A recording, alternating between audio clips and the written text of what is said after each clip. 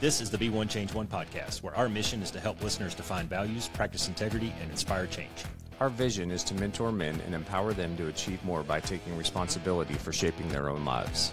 He's Cass, an evolving man who has been shaped by adversity and continues to grow through his imperfections. And he's Roscoe, an imperfect work in progress that tries to suck less every day.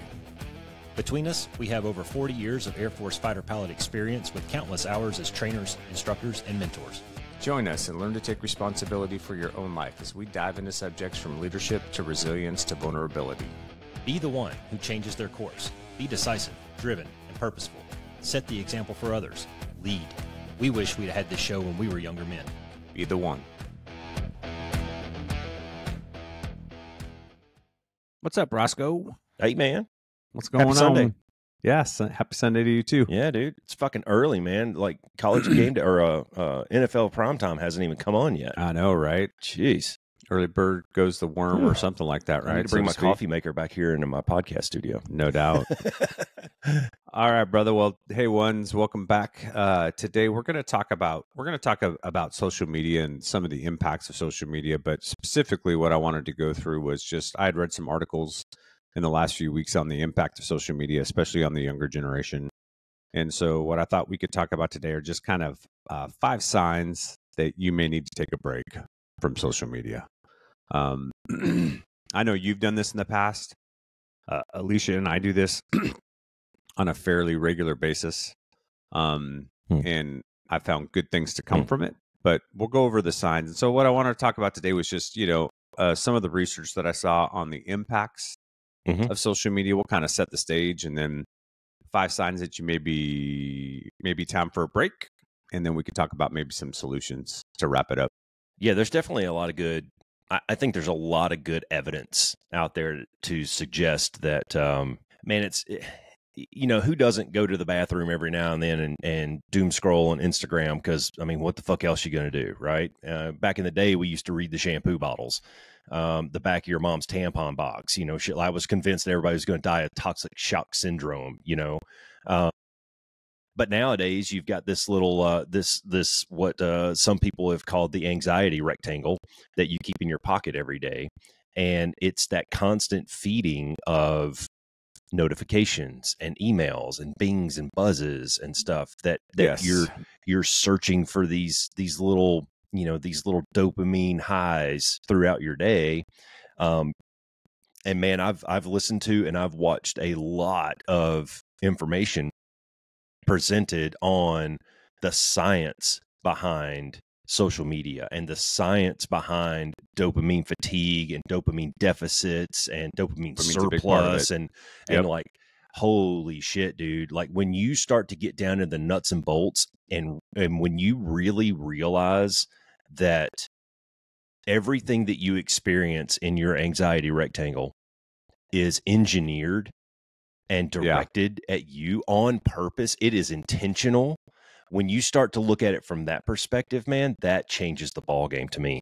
That's a great point, because I think what most people don't realize, because we've all kind of grown up in this age of social media, and there's a lot of positives to it, right? Reconnecting, being able to connect with, family 100%, members, like there's all, being associated with specific groups, getting information. There are good aspects to it. So don't take everything we're saying is like everything in social media is bad, because it's not. There's some really good aspects to it. But what you're getting at is, and I think what people don't recognize is like, there's a reason that these algorithms that they use are locked behind, secure door vaults with masked armed guards and things like that. And because, I mean, that's exactly like they have figured out exactly how to get people to get those dopamine hits. And that dopamine hit, whether you recognize it or not, when your brain wants it and it knows it can get it, you go back to it, right? And they've recognized that. And so they've built these algorithms to addict you. It's basically an addiction to a certain extent, or it can become an addiction, right? It 100% where you become addicted to that dopamine hit that you get by logging in and seeing how many likes you have, or logging in and doom scrolling or finding things that support your particular point of view, and you don't get contrary points of view. So, it can lead to that cognitive rigidity that you and I have talked about on many podcasts, and, only being able to see the world through one lens and not being able to listen to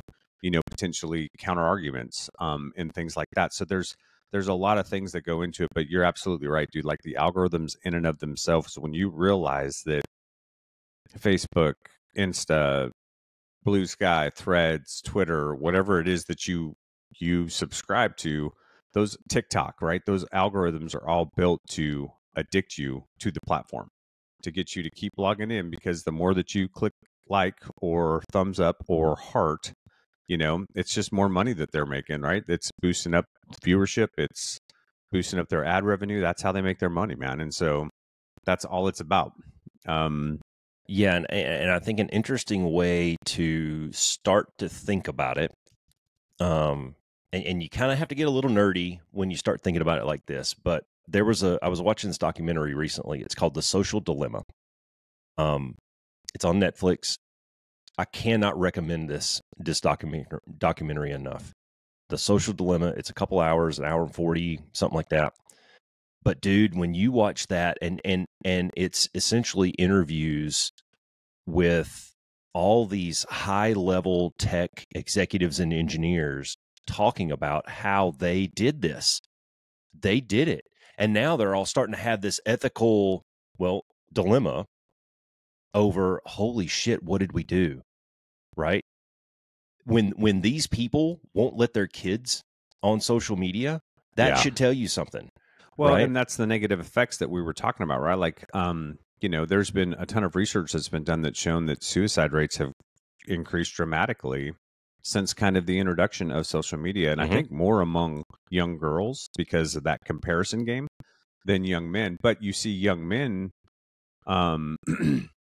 become more isolated through social media. And that can lead to some very bad things. Yeah. Well, the irony of the whole thing, though, Cass, is like we've said this before multiple times, is that we as humans were hardwired for connection. Well, this is connection, right?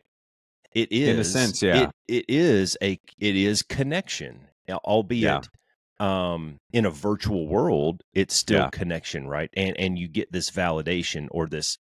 And validation can go both ways. Validation doesn't always have to be a yes. Validation can also be a no, right? Yeah. And that's a feedback mechanism. And this is what these engineers exploit.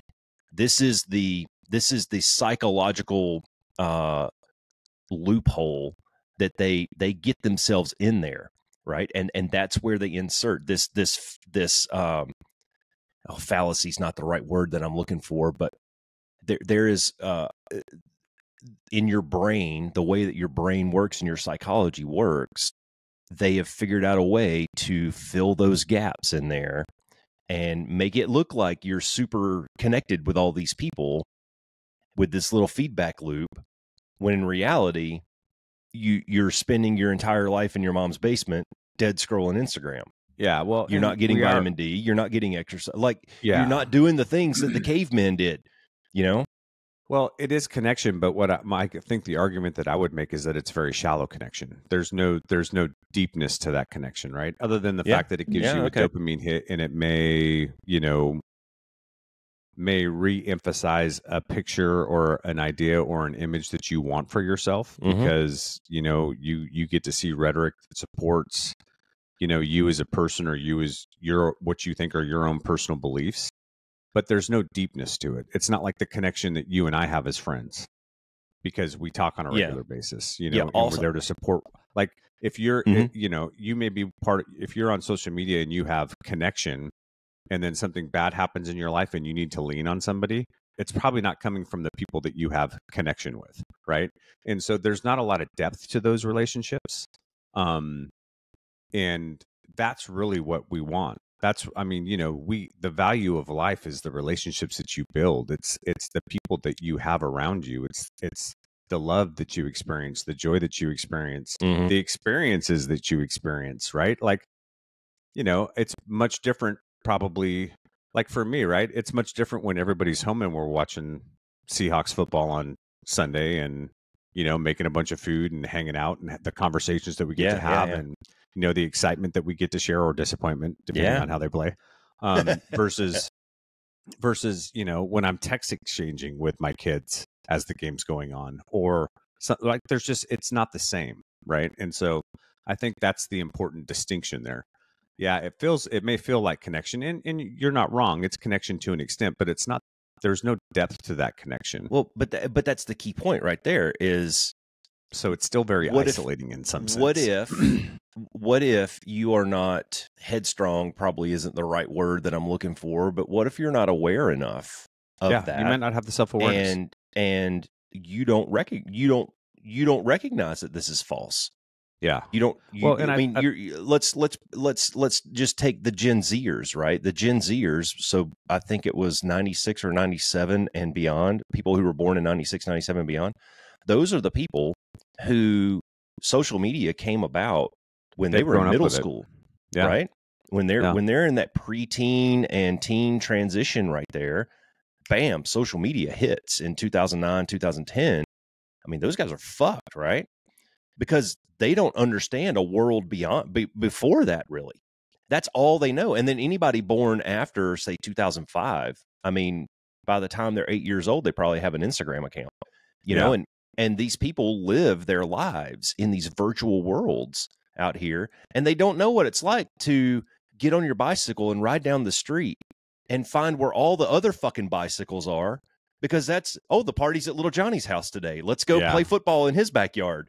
You know, and tomorrow it might be little Bobby's house, you know, but they don't that even happens like anymore. That's so different, right? It is. Let me throw this out there just kind of as an anecdotal experiment, right? So Katie just had back surgery. All right, cool. We're sitting in the waiting room of the surgeon place, whatever, the hospital, the surgery center. It was a clinic. I don't know. Anyway, surgery center. There you go. We took a couple of selfies together. Just, you know, she was in a good mood and she wasn't really anxious at all. So we're just kind of laughing about the whole thing. And I took some pictures of her in her stupid little gown that they put her in. And she reminded me of my grandmother with this fucking gown on before it was tied up, because it looks like this giant moo-moo on her. And it was, I don't know, it was kind of funny. Anyways, so we throw that up on Facebook and say, hey, you know, guys, you know, if you can find time in your day to say a little prayer or send some positive vibes towards Katie, you know, she's going to have a bad day. So thanks. Right. And of course, like, the fucking comment section just blows up and all this stuff. And later on that night, we get back to the house and she thanked everybody. This is on Facebook. All right. So she thanks everybody. And then the comments started filling in about, hey, if you need anything, let us know. You know, we're always here for you, and just whatever you need, and da-da-da. So I went in there and I said, okay, well, let me see what's really up right now. And so I said, all right, so here's a list of things that we need. I need somebody to come pick up dog shit in my yard. My air conditioner needs to be serviced. We could use some sweeping, mopping, clean the kitchen real quick. Somebody can bring me food. Here's a list of groceries. And I blew the whole thing up, right? Crickets. Yeah. Crickets, right? So my point in that was I was highlighting, thank you for the positive thoughts. I appreciate that. Yeah. Also, we all know that you're full of shit, right? Yeah. Nobody's going to fly down from Idaho and come pick up dog shit in my backyard. So that's where I say, just realize that this is sort of fake. In that case, it made Katie feel real good that people were thinking about her. There was no delusions of grandeur that people were going to come and clean up dog shit in my backyard. Yeah. Like, that wasn't the point. The point was to highlight the hypocrisy of what you were saying. Like, where's my fucking meal train, bitches? Like, who's going to come do my dishes? You know? Well, right. It's shallow. They're shallow statements. Bingo. Exactly. And that's where I was going to it, right? Like, people say things on social media because that's what they think they should say, but there's no intent. There's no intentionality behind it. Now, a huge thank you to all those people. Some of them are listeners to the show, and a huge thank you to all you, because you made Katie feel really good. It made her feel really good that people were thinking about her. So that's great. Also, I still have dog shit in my backyard if anybody wants to come over and pick it up. Yeah, well, so first let's go over just a little bit of the, and I'm not going to get too nerdy here, but you know, there's a lot of evidence out there that supports the fact that social media can amplify or enhance a given mood state. Yep. Okay. And there's so for instance, how many of us, especially with the way politics are today, right? Like how many of us, it doesn't matter if you're right or left, you see something, you start doom scrolling, and the next thing you know, you're like, I can't believe they're doing that shit, and you get all fired up, right? And it affects your mood, and then all of a sudden that's what's on your mind, and then your mood just kind of goes downhill all day because you're upset about this specific thing. But it does affect your mood state, right? And sometimes that can be good with the dopamine hit. Sometimes that can be negative when you see things that you don't like, or things that maybe are contrary to your own personal value system or belief system. But I think what's important is what you had just said earlier, and that's what you see and what's reality are often very different, right? So, a lot of times people that you see on social media platforms, you see the influencers. If you saw that person walk past you on the street, you probably wouldn't even recognize them. When they're all done up and they've got all the lighting right in the perfect room to do their little presentations or whatever, you probably wouldn't even recognize them walking down the street. The filters that people can use, just AI in general, what you can do with AI now. Some of that stuff is good, right? Like, but you can completely change how something looks, how somebody looks, the weight that they have, how much weight they have, or how much weight they don't have. Like, there's so many ways to adjust what the perception that you're putting out to the world. And I think it's important for people to recognize that most of this shit is, not to mention the facts. I think a lot of times people don't recognize that some of the stuff is just plain false, like the bots that are used to generate discussion or division or whatever. I mean, it's well documented. Russia's done it, China's done it. There's a lot of countries that take advantage of our social media structure to influence discussions, to influence perceptions. I mean, that was the whole reason why Congress passed a law to ban TikTok, however long ago it was, a year and a half ago, was because of the national security threat that they saw around, the influence that China had in the algorithm towards our younger generation. So that's one thing. The other thing too is one thing that I found really interesting was the effects of blue light. Oh yeah, there's a lot of science behind that. Right? So there's a lot of science behind this. So sleep disruptions. And I'm just going to read a little bit here because it's easier. But excessive blue light exposure, especially in the evening, can disrupt your sleep patterns and interfere with your ability to fall asleep or experience restful sleep. Mood and emotional changes. They found that prolonged exposure to blue light can negatively influence your mood and emotional well-being. If you notice an increase in irritability, anxiety, or frequent mood swings that align with extended screen time, blue light can be a contributing factor. Heightened stress levels. Blue light exposure can elevate stress levels.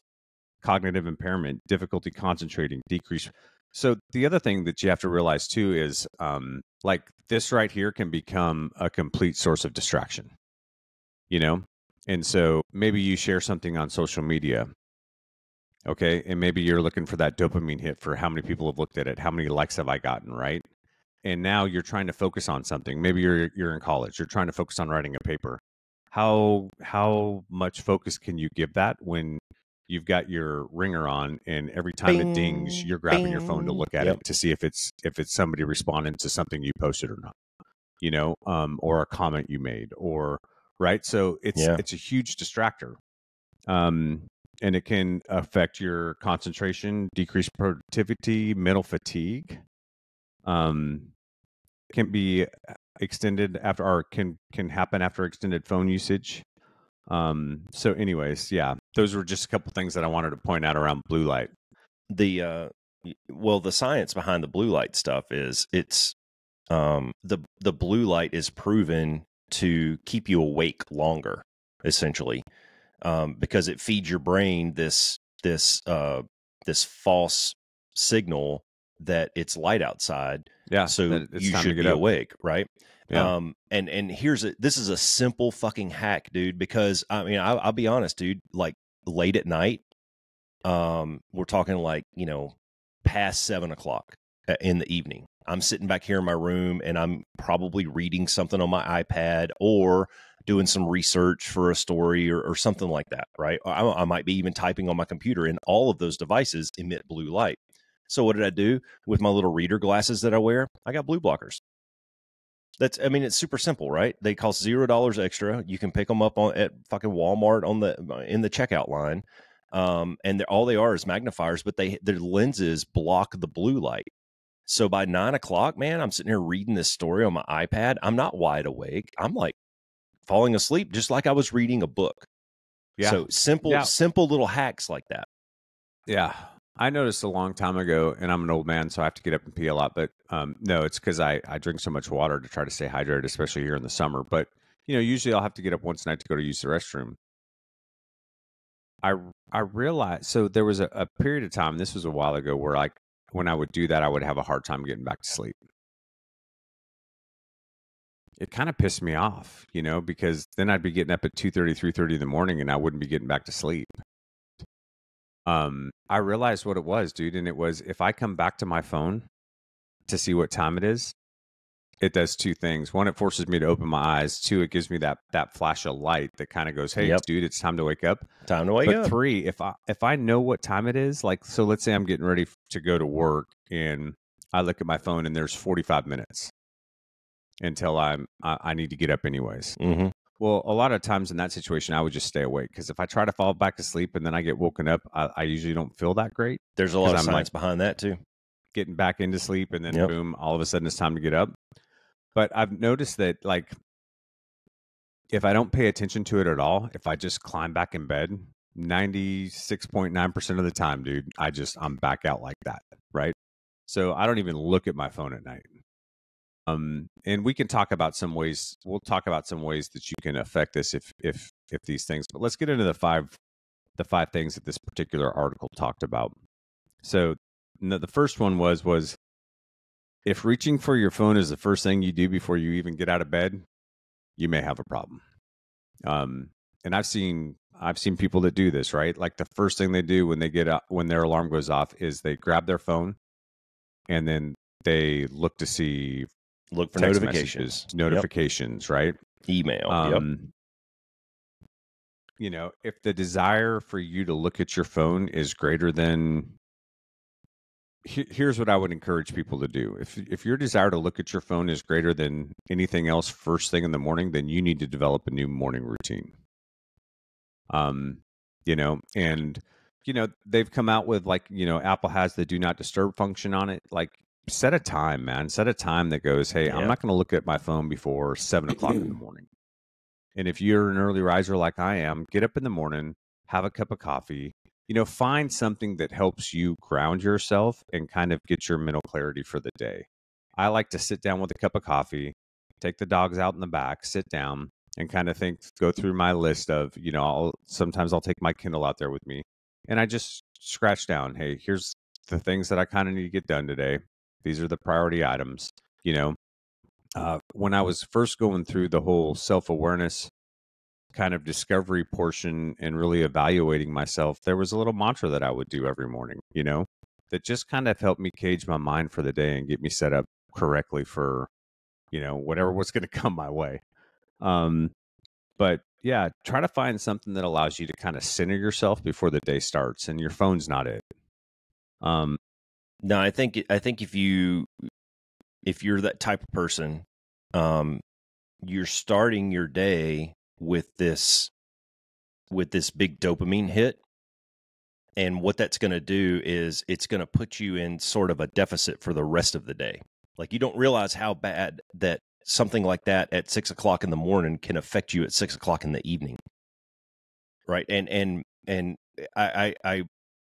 I suggest that if anyone is super curious about this, like I am, and I have listened to Andrew Huberman's podcast.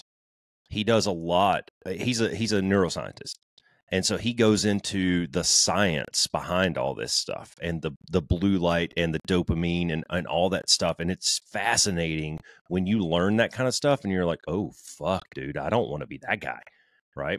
So I'm like you, man. I have my phone on my bedside. All right. I use it for an alarm. I don't look at it at night. if I even touch it at night, it's to use the flashlight function so that I can go to the bathroom or something. But I also have an alarm clock on my nightstand, so I don't need to look at my phone, right?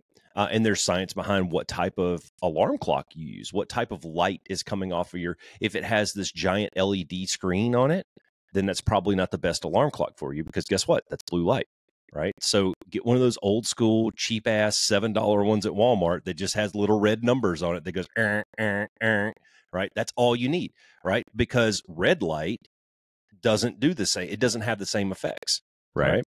Yeah. It keeps your eyes dark adapted so that, because like what you were experiencing when you would look at that and you get that flash of light, then you lose the dark adaptation in your eyes. And that sends a signal to your brain that says, time to get up.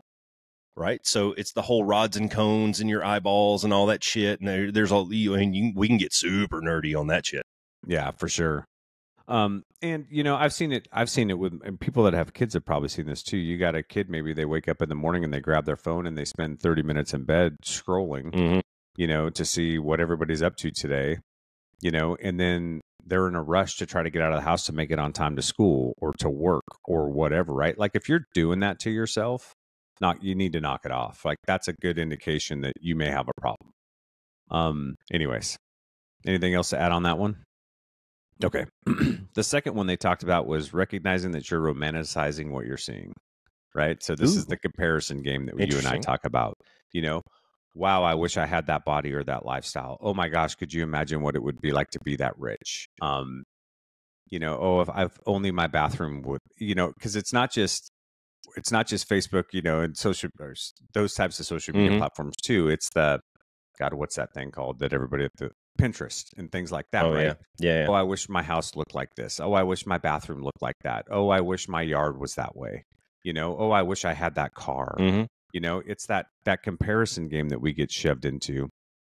And, the problem with things like that is we create our own narratives around it, right? So your mind goes into these places where you create this whole story about why this person is successful or why this person has these things. Why he's better than you, why they're better than you or why they're so much more successful than you. We create all these stories in our head that aren't even factual or true.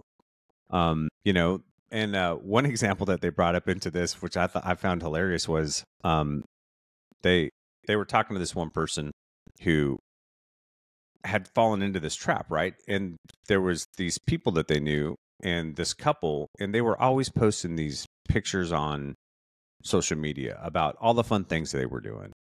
And, and they were like, oh my God, their lifestyle is so great. They're always traveling, they're having so much fun together and this, that, and the other, they do all these amazing things together. They must have such a so, the automatic narrative is, oh, they must have such a great relationship, this, that, and the other.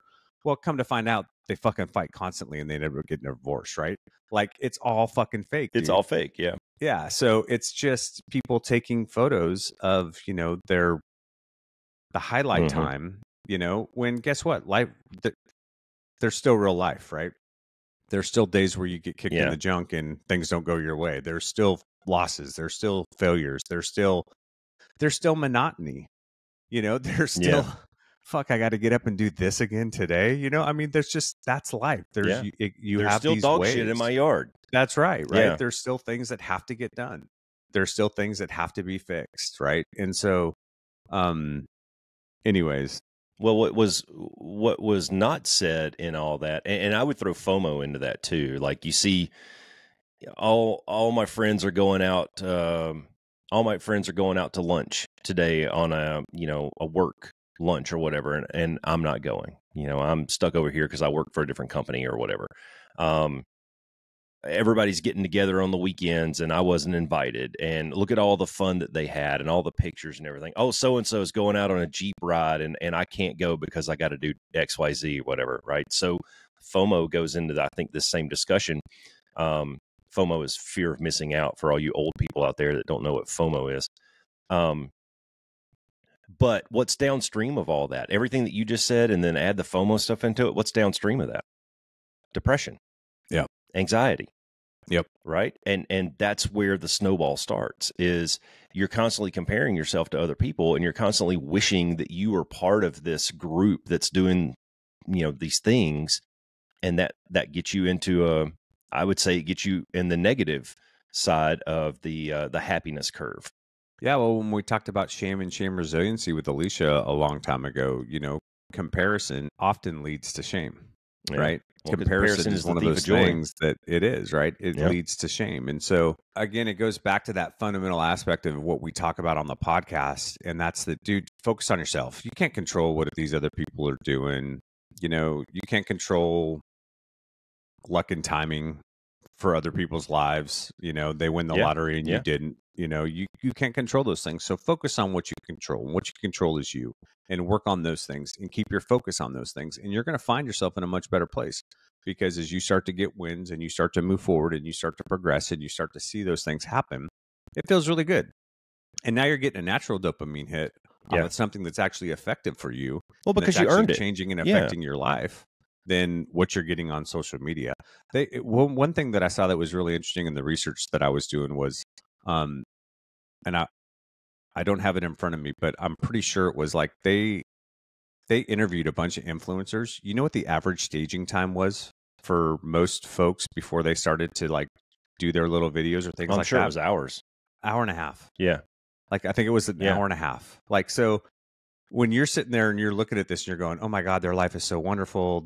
That's every day. Dude, they spend an hour and a half to make that particular room or that particular thing look that particular way. For a 60-second clip. Yeah. Yeah. For not even that, right? For a 6-second clip. And it's just like, what are we doing, man? No, I was kind of adjacent to a conversation recently where somebody was talking about, oh man, I just love your social media posts. They're so funny and eye grabbing, the way that you craft this thing. And he goes, yeah, each one of those takes me about an hour to write a little paragraph. Yeah. And tag a picture onto it. Like, holy shit, man. There's a lot more I could be doing with my day than crafting the perfect Facebook post. Like, right? # don't give a fuck, dude. Yeah. Like these people that you think that are really smart that get on and give their take on something. You know how much they probably spent refining and practicing that before they actually recorded it? Or how many takes they probably took before they did that? You know what? Maybe that's super important to him, and maybe the outreach that he's getting through those is worth it to him, and he's promoting himself, he's promoting his brand, and maybe the trade-off is worth it. Maybe he's looking at it as a business move. I don't know. I'm not. I don't necessarily look at my interaction on social media as a business endeavor. Maybe one day I will. Maybe who's to say that doesn't change in the future with some of the things that I have working in the background here. But for right now, dude, I'd rather go for a run around the neighborhood, man. I'd get more out of that than I would sitting here for an hour staring at the same fucking post, just changing happies to glads to see what's going to get the better reaction. Yeah, and that kind of blends nicely into the next one, which is, and it goes into the kind of the FOMO comment that you made. So it's that desire to have validation, social validation, or that fear of missing out on something. If you're addicted to likes or notifications, if you get an adrenaline rush when your phone dings because you just posted something and you're looking to see what people have said or if the comments about you, if you're sitting there trying to make your post bigger and better or more dramatic or something like that than the last one to see if you can garner. I mean, and I see this all the time with people that I'm friends with on social media too, and they make themselves evident pretty quick, but you get people who post stuff just because they want people to reach out to them. Yeah, like it's an attention grab. Yeah. Yeah. They need the attention in their life. Right. And so they'll post something or say something just so that they can get some attention from people. Food and workouts. Those are my two pet peeves.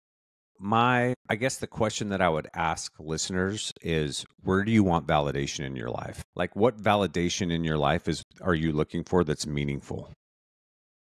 And part of what we were talking about in the pregame, dude, if you want to share some of it, is, you got a lot of really great validation this last week. I did. Yeah. It was a good week. It had nothing to do with social media. And it probably felt really fucking good because it's validating all of the effort and work that you've put into different aspects of your life over the last couple of years. Well, because it was all real. Yeah. And it was real, right? it was a connection I made through a handshake, not through, blindly reaching out to someone on social media. Right. And that's not to say that, hang on just a second, I'm still coming down from this cold that I had a couple weeks ago. We that's all got, not to say that we all got COVID when we went to the Disney run, just so you know. Awesome. Yeah, that was great. Yeah, I got a medal and COVID. Yay. Awesome. I have used social media in a very positive way to make connections. Bruce, that's a good example. We had Bruce on the show, and he was one of those guys that I blindly reached out to because, I'll be honest, man, I was kind of being a Facebook whore, and I just went on there and started finding people who were in that space and started friend requesting them and started sending them messages. And every one of the messages sort of sounded the same way, but hey, man, I'm an aspiring writer. You're an accomplished writer. Can we have a conversation? And Bruce was kind enough to say yes. We started a little friendship over social media or Facebook messaging first, and then we exchanged phone numbers, and that turned into text messages. And then we shook hands down here at the Poison Pen bookstore, and that turned into a legitimate friendship, right? And I hung out with him a lot when I was down in New Orleans. He's a good dude, right? And that to me was a good way to use social media, right? Yeah, to sure. make a connection. And there's a guy positives. that's there's a guy that lives over here in LA that is kind of in the same way. We exchange a lot of messages. We haven't met face to face yet, but he wants to come on the show and sort of share his story. So we'll have him on pretty soon. And those types of connections, I think, are very good. But that handshake, that thing that started at social media, right? Just a blind message sent into the ether, turned into shaking one person's hand into another person's hand, that led to some of the good things that happened to me this week. Yeah. Those connections were real. They started, if you look for the root of it, they all started with one social media reach out, right? But that turned into actual, no kidding, face-to-face, eye contact, handshake connection, which is very different than exchanging text messages with a guy around the world. Yeah, absolutely. And the point here is just that, like, if you're addicted to that, getting the likes, right? So that shallow form of validation that we were talking about, it's not really tied to maybe anything that you've done or achieved or worked towards, or you need that attention and you're getting the attention that you want from social media, then you may want to rethink things. Like you may have an issue. Because we are hardwired for connection, but that connection is meant to be the connection that you're describing, that full body contact sport of, building a relationship and spending time to get to know each other and having real conversations with people, and the experiences that we get through that and the validation that we get through that, that's more meaningful. And what I would encourage listeners to do is to shift. If you're kind of addicted to social media, is to try to shift in that direction. Well, if you look at, and this gets a little sciencey, but if you look at just evolution, right? Our brains have not evolved to a point where we're ready to handle this yet. When we say we're hardwired for connection, we're talking about 10, 50, 100 people, small clans, that kind of stuff. That's what we're talking about when we say connection. Like, how many really close friends do you have? Like, think about it that way, right? Our brains have not evolved to the point where we're ready to connect with 1 million people, right? 10,000 people, right? And this is exactly what the engineers exploit when they write these algorithms. Is they want to keep you, it's like getting a fish on the line, dude. And this documentary does such a good job of explaining how this works and how they give you a little nudge. Oh, you haven't been active on your phone, and they know you haven't been active on your phone in 30 minutes. We're going to send you a notification. And the notification, all it has to say is like, Cass checked in at the Green Bean down here to get coffee. And you hear that bing on your phone, and you look and go, "Oh, I want coffee. Good job, Cass. All right." But what does that do? It starts the whole cycle over again, right? And that's that loop in your brain that the engineers have figured. I mean, dude, they've got They've got fucking PhD psychologists that are working on this. Like, this is not just by accident. It's not by accident. Do you know that there is a dude? It's a neural jack that they've put into your head, folks. There is a dude, and I've seen him. I know who he is. I know his face, right? He invented the infinite scroll on Instagram. If you sat here and tried to scroll to the end of Instagram, you'll never find it because it's infinite. And he invented that. Wow. They know how much time you pause. If you're scrolling and you pause to read something or look at a picture, they know exactly how long you paused on that picture, and they're going to give you more of that. It's all by design, right? And God, I mean, I was blown away at the amount of psychology and engineering that went into this. Yep. Yeah, it's crazy, man. And unfortunately too, like in some respects it can become very divisive.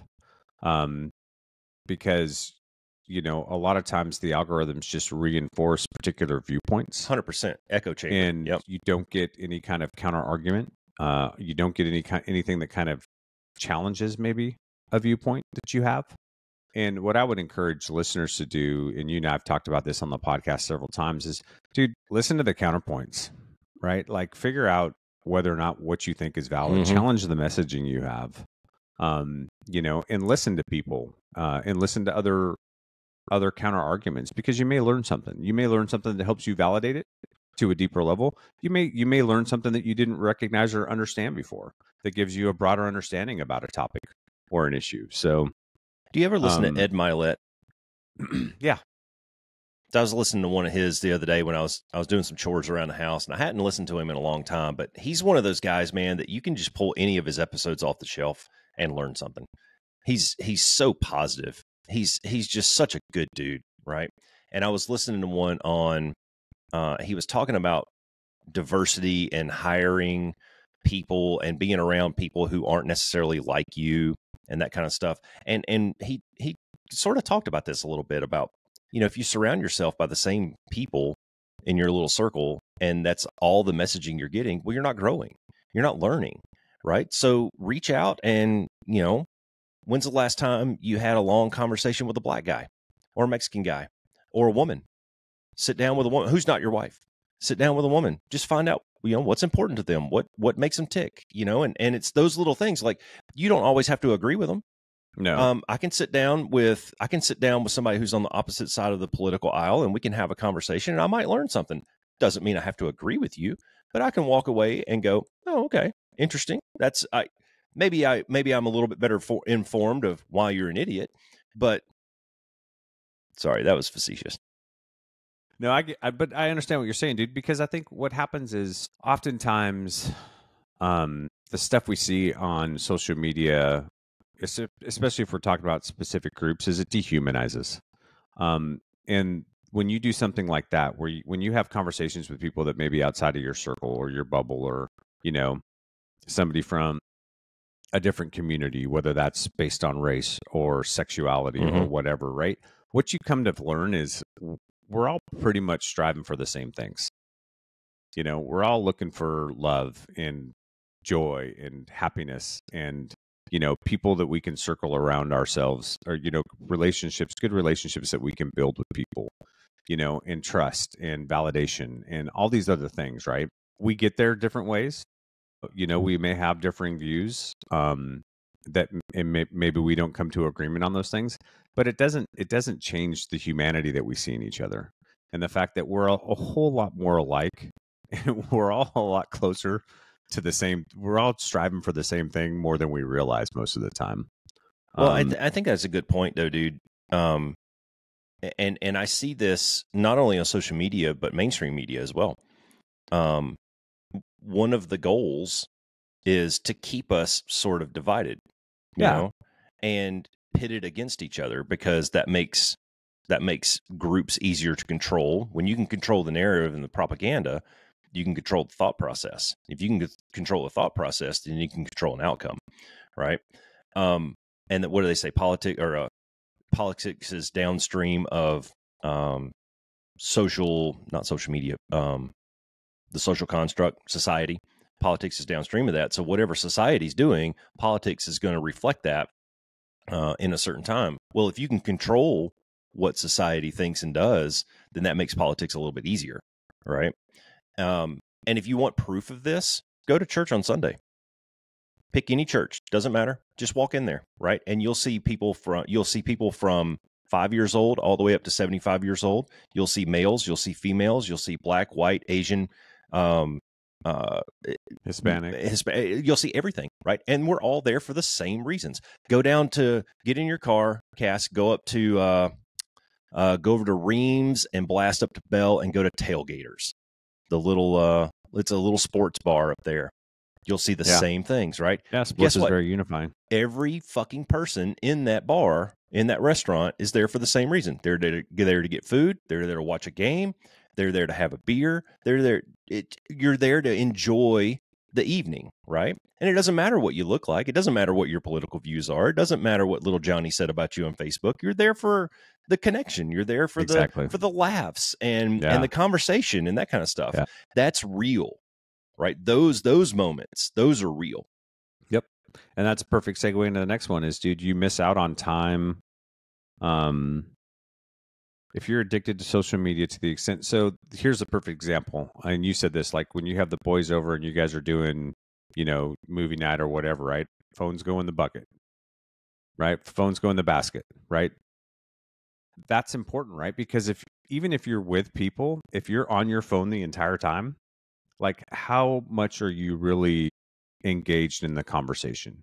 How much are you really strengthening a relationship, or building a bond or trust or learning about one another, or showing up for each other? So you miss out on real things in relationships, and spending real time face to face, like you were talking about with family and friends, because you're so tied to whatever's going on your phone. That little anxiety rectangle. Yeah, right. And so just put it down, man. Like, just if that's you, if you're the kind of person who goes to something and then just sits there on your phone the entire time, you probably have a problem. And you're missing out on the opportunity to forge real connection. Yeah. I have called out my family before. Sitting around the living room, sitting around, we'll go out to eat or something like that. And all the kids, girlfriends, whatever, we're sitting around and a couple of them get buried in their phone, and I don't know what they're doing. Maybe it's important. Probably it's not.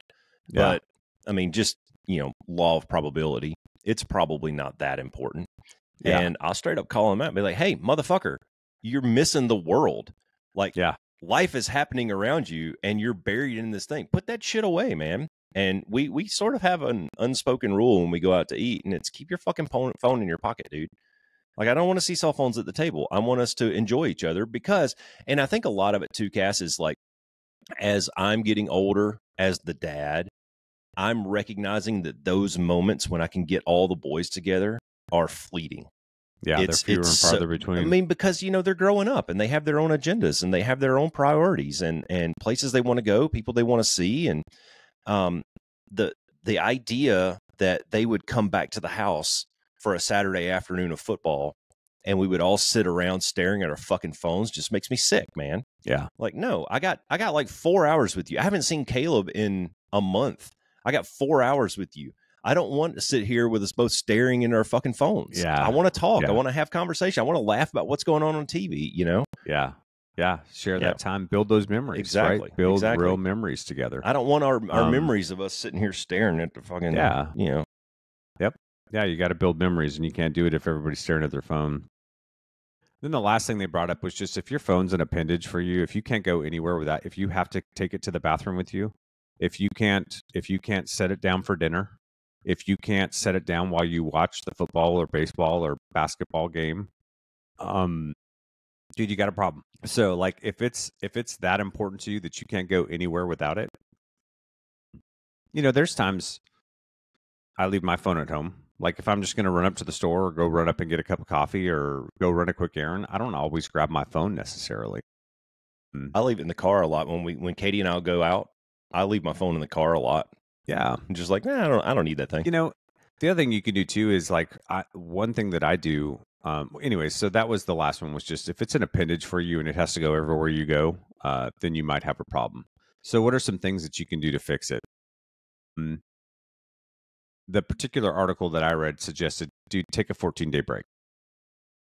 Take Good a 14-day break from social media, turn off all the notifications, don't pay attention to any of it for 14 days and see how things change for you. I will just tag onto that. Good luck, because that takes a tremendous amount of self-discipline. It does. But it goes back to, in some respects too, it goes back to, and don't get me wrong. Trust me, I completely understand the need and desire at times to just veg out, right? And doom scrolling is great for that, right? Doesn't take a lot of brain power. Mindless, yeah. You can get on a comedy stream and have a bunch of good laughs, and watch some little comedies. So, like, I get that there's a time and place for things like that. But it kind of goes back to you sleep for 8, you work for 8. What do you do with the other 8? You got 8 hours left in your day. What are you doing with that 8 hours to actually improve where you are in life, improve who you are as a person, to work on those things that you need to work on, to have that time to learn to be introspective, or to have some self-inspection, or to think about what went on today, and how did I handle those things, and was that aligned with my value system, and how could I handle it better next time?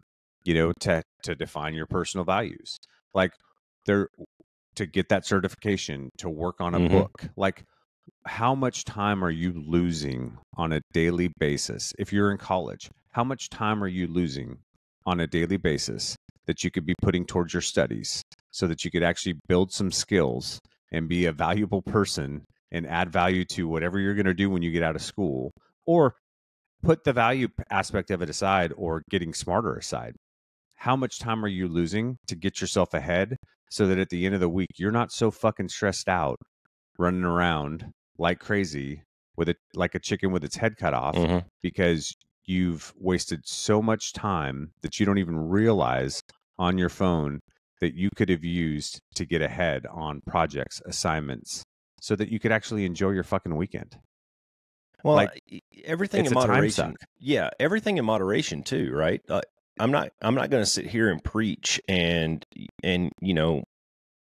turn all biblical on you about social media bad and all this stuff.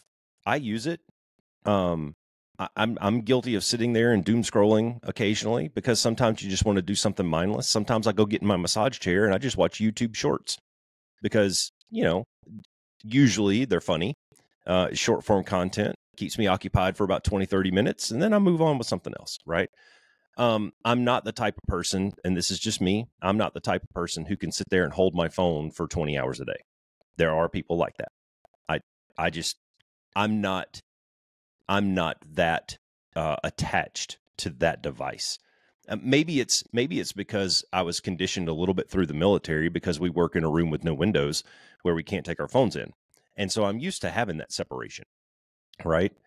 And I would throw this out there as sort of like, you were talking about self-awareness and kind of going down that line. And I would throw this out there as sort of an experiment, right? There's a guy, he's a friend of mine. And we are very opposite in our political views, right? And he is very active on social media. Like 4, 5, 6 times a day, he's throwing out some shit that I don't agree with. That to me is just kicking up sand and it's inflammatory. It is. Yeah. To me, that's all he's doing is it's just shit talking, and it's usually just screenshots and memes that he's throwing out there. And I mean, I'll be honest with you, man, probably about 70% of them are incorrect or not complete. Like, you really need to go read an article. There's a lot of half-truths out there. Get down to the 12th paragraph to find out that that's actually bullshit, but not everybody does that, right? And so here's the experiment that I'll throw out to people is we probably all have that guy in somewhere, right? If you scroll long enough, you're going to see something you disagree with. Stop for a second and recognize, how does this make me feel? Why am I getting agitated over this? Right? And when you start to get to that level, I think, of that self-awareness, that's when your ability to just scroll on past becomes a little bit easier. Right. Yeah. And it takes a little bit of practice. It takes a little bit of, because I mean, who hasn't who hasn't seen something on the internet or on social media where you go, that motherfucker, and you just want to go get your pitchfork and storm the castle, right? Yeah. Everybody does that because everybody is very passionate about their own beliefs. That's normal. That's natural. But when you break it down to what is this really doing to me? All it's doing is like, he's not changing my mind, because I kind of know that he's just stirring up shit, right? You're not presenting a compelling argument. You and I can sit here and we can talk, and we can have an educated conversation, an informed educational conversation around something, and we might move the needle for each other slightly back and forth, right? I'm not trying to win you over to my team by putting out this inflammatory shit, right? And once I recognize that about this individual, I'm just like, whatever, and I scroll past. It's no big deal, and it doesn't even bother me anymore. One thing that I did to him, though, and this is another thing, another technique I'll throw out there of how to mitigate some of this is, for every person that you have on social media, if you look up in the upper right corner of their post or whatever, there's 3 little dots, and you can click on that and you can silence that motherfucker for 30 days. Yeah, you can snooze them. I've done it. It's beautiful. Yep. Yeah. Yep. Totally. Another thing you can do, and I've done this on my phone, I did this a while ago, is I get notifications for text, because it's usually either friends or family, basically, that I need to, somebody reaching out for something, or that, just so I can stay up on that stuff. And then a couple of apps that I have to use for work. Those are the only thing that I have notifications on. I've turned all notifications off. And so I don't text get and email. That's the only two for any social media platform at all. Not one. So there's not one thing that spurs me to jump on there and check out what Joe Bag of Donuts is doing today, or any of that stuff. Oh, here's one this is something, fuck Apple, right? This is something that they did in their last phone update that pissed me off, and it took me a long time to figure out how to unfuck this, was when you get a notification, AI fucking reads it to me through my AirPods. Oh, really? Cass Cooper sent you a text message that says, and starts going off and reading the whole damn paragraph, and it took me a few days to figure that one out and turn that shit off. And that's distraction as well, too, right? If you've got, I'm in the middle of a workook. I don't give a fuck what Cass said. Like, unless his house is burning down and I'm the only fire truck in town. Like, yeah. But like your watch too. Like, I have an Apple Watch. I have Apple products, and so anytime I get a notification, what does my watch do? It vibrates or buzzes to let me know that, hey, dude, you've got something on your phone. Like, you can turn all that shit off too, right? Yep. And so it's in the haptic settings. If anybody hasn't gone down that hole yet, if you can't do the 14, the nice thing about, if you can do a certain number of days, and I would say at least a week, what's good about that is you're going to recognize that you got some time back in your life. You may not feel as rushed or late because of the distraction associated with social media. You may find ways to find validation through actual interaction and compliments from people, because you're able to be more present for conversations than getting that validation from social media. If you can't do that, though, another technique that you can use is, if you need to get on your phone to check things, set a timer. Give yourself 15 minutes, set a timer, and at the end of the 15 minutes, put the phone down for the next hour and 45 and don't look at it again. Yeah. Like, that can be a way too a technique that you could use to kind of help wean yourself off if you find that you are kind of addicted or have an issue with social media. I'll do you one better, man. Go for a walk. It's very hard to scroll Instagram when you're walking around your neighborhood, or go off road like I do. And if you're buried into your fucking phone, you're going to trip on a rock and eat shit. Yeah. Like, the feedback loop on that one is pretty good. Like, so, but it's training your brain. It's training. And listeners, this is very difficult. And I think it takes a lot of practice. I think it takes a lot of self-discipline. I think it takes a long time to break away from that stuff, especially if you're one of those people who is just deeply embedded in it. But and I think it may even be generational too. Like, I think it's easier probably for you and I to do this stuff because we didn't grow up with it, as opposed to our kids' generation who 100% had this tool their entire life. 100%. And it's so much of the way that they stay connected with friends. So Sorry, I didn't mean to break into your train of thought there. No, that's great, man. I will say that we've identified a few techniques on how to break away from this stuff. Set a do not disturb on your phones. Set a sleep timer on your phone. At 9:15 at night, all of my devices go dark. It gives me a 1-minute warning. So at 9:14, it says, "Hey, we're about to go to sleep, bro." And then at 9:15, it goes to sleep. Everything turns dark. I get no more notifications. I get nothing. And that's my cue, right? And it does two things. One, it takes me out of that. It takes me out of that that loop, that feedback loop, that notification loop, that dopamine loop, right? And it's my cue to put my phone away and pick up a book or, watch a episode on Netflix or whatever it is I'm doing that night, right? And that's my wind down period so that I can go to sleep when I need to go to sleep, right? Because sleep is such a high function of your mental capacity, your physical capacity, your emotions, everything comes back to how well do you sleep? And if you're that kind of person who's waking up at 2:00 in the morning to go piss and you're checking your notifications, you're probably not sleeping well. And that's going to have ripple effects throughout your day. That's right. So a sleep timer on my phone is, I love it. I absolutely love it. I go, oh shit, it's my reminder to put my phone down, pick up a book, and start winding down my day. Turn your notifications off. Silence all the notifications on all your devices. If you're an Apple Watch user like I am, you can silence all the haptics and all that stuff so it doesn't buzz every time somebody sends you a stupid text, right?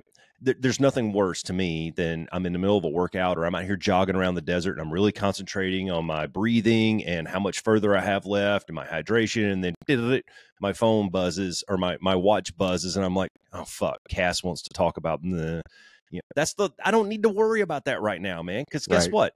Cass's house isn't on fire. He just wanted to talk about what we're going to talk about in the next episode, right? Yeah. That shit can wait 30 minutes, man. Yeah. Well, and that's part of what we were talking about too, right? That's just being present in what you're doing, where you're at, who you're interacting with, whatever activity you're working on, being able to maintain focus, not have that distraction. Like those are all important things. Yep.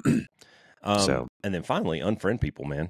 Like if it's causing you a lot of anxiety and you find yourself getting riled up every time you see Cass post something on social media, then unfriend Cass. Yeah. Unfriending. And I think that's easier for folks like us to do at our age. But I'm going to tell every listener here, if you go through this process of self-inspection and defining values and stuff like that, you are going to come to a point in your life where you're going to start shedding people. I think you will. Yep. I think it's natural. It's inevitable. It's it's part of the process. It's a natural part of the process. Well, you determine who adds value and who doesn't. Yes. And in the case like my friend who's always posting this gnarly shit on there, he's definitely not adding value, but I have gotten to where I can look past that. And I just like, whatever, there's very little at this point. There's very little that goes on social media that gets me same above like a 5 or a 6. Like I'm just like, whatever, dude. It's usually some asshole talking shit and it's not worth the energy. Yeah. All right. No, it's not. As we get ready to close here, there was a line in that documentary that sort of made me really think, and I'm actually going to spend some time today sort of thinking about this and how this applies. And it said, generally speaking, if it's free, then you're the product. And when you start thinking about it in those terms, like what's really going on here? Like you, Cass, you are the product. They're trying to sell you, right? Because Facebook's in the business to make money. Like they're not in it for the good feelings that they get for connecting a billion people. They don't give a shit. They're in it to make money. They're a publicly traded company. They're beholden to their stakeholders. Like this is factual, right? And so everything that they do, all of this engineering, all of these algorithms and everything is to sell advertising to get to you, right? And they use so many different methods and mechanisms and manipulation tactics, psychology. Like it's amazing how good they are at this. All right. And when you start thinking about it, like I'm the fucking product. And I know the listeners are going, no, I'm not. Yeah, you are. Right. trust me, if you're scrolling on Instagram, you're going to see an ad. That ad is not by accident. No, it's not by accident. They know what you look at. They know what you like. They know what you're looking for. The order of your news feed that shows up, that's not by accident. That's to get your brain going in a direction to go, bam, here's an ad, right? Yep. 100%. It's scary, dude. It is. It really bothers me that there are people out there who don't have that level of either discipline or awareness to be able to put that thing down for a little bit and go experience real life. Yeah, well, if it's what, like I said, I think again it's generational. If it's something you've grown up with, you may not, and and you're younger, you may not have developed that yet. You may not have had an opportunity or even some coaching or instruction to build some self-awareness around that. It may just be, it's so commonplace to what you do on a day-to-day basis, and you're in such a battle rhythm around it that there may be no awareness to the impact that it's having on you and your ability to focus, or the time that you have in your day, or just, what it does to you. You may not have that awareness or that recognition at all. And so my hope is that by us talking about it, maybe it'll trigger something for somebody who may be listening to the podcast where they go, holy crap, man, that sounds a lot like me. And maybe I should look at this differently. Yeah. Or maybe I should think about this a little bit. Well, because the dark side of it is it can lead to isolation, right? It can lead to you not having friends because you're not making real connections. And you're just devouring everything that you think you need to because you're getting those dopamine hits on social media, and that can put people into really dark places. And we talked about the suicide rates and the effect that it has, and the cyberbullying that goes on, and the effect that that's had on people's lives. And there's so many aspects to this that can have very dire consequences if you're not careful with it.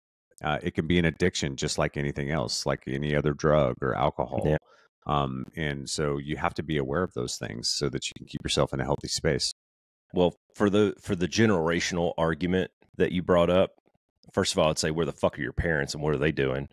And then second of all, I put the onus back on our generation to be the mentors, to be the people who are reminding. I mean, I have kids who are just transitioning into adulthood, man. My youngest isn't even 21 yet. I don't want him living his life in a fake world. So every chance I get to remind him, hey man, put your fucking phone down. Let's let's go out in the garage and fuck around for a little bit. Let's go fix the car.